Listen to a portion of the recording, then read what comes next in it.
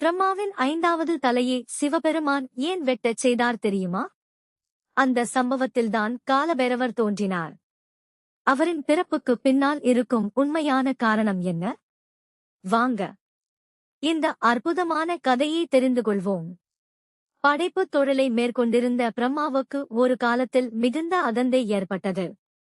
நான் தான் இந்த உலகின் மிக உயர்ந்த கடவுள், என்னைவிட பெரியவர் யாரும் இல்லை என்று பெருமையாக பேசத் தொடங்கினார்.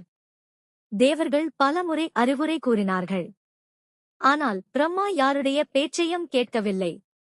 அப்போது உலகின் சமநிலையைக் காக்க சிவபெருமான் முடிவு செய்தார். தன் நெற்றிக்கண்ணிலிருந்து பேரொளியுடன் ஒரு உக்கிரமான தெய்வீக சக்தியை வெளிப்படுத்தினார்.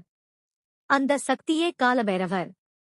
திரிசூலம் கையில், கழுத்தில் மண்டை ஓட்டு மாலை, கண்களில் அக்னி போன்ற தீவிரம், உலகையே நடுங்கச் செய்யும் பேராற்றலுடன் அவர் பிரம்மாவின் முன் தோன்றினார்.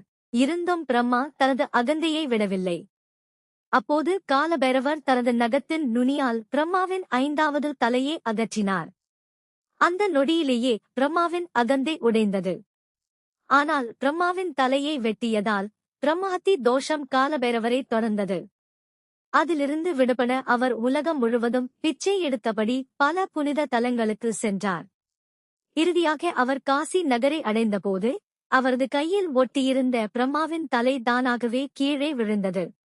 அதே நேரத்தில் பிரம்மஹத்தி தோஷமும் நீங்கியது.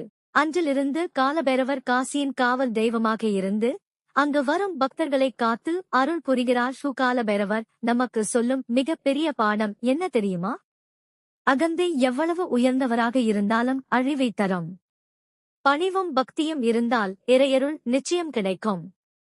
இந்த கதை உங்களுக்கு பிடித்திருந்தால் இந்த வீடியோவை லைக் செய்து ஷேர் செய்து சிவபெருமானின் அருளைப் பெற ஓம் காலபைரவாய நம என்று கமெண்டில் எழுதுங்கள். ஓம் நம சிவாய.